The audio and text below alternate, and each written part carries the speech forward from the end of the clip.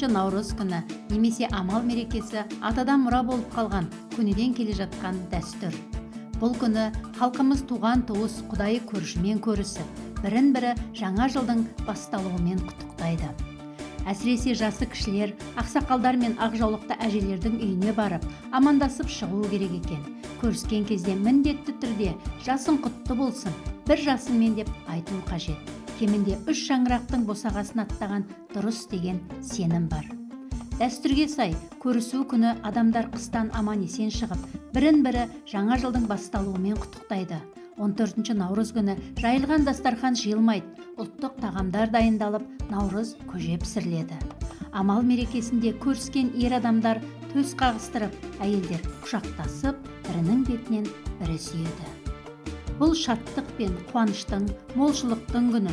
Өкпе ренішті ұмытып, қателіктерді кешіретін кез. Көрісу күнімен әрбір үйдің шаңырағында құт береке қонады.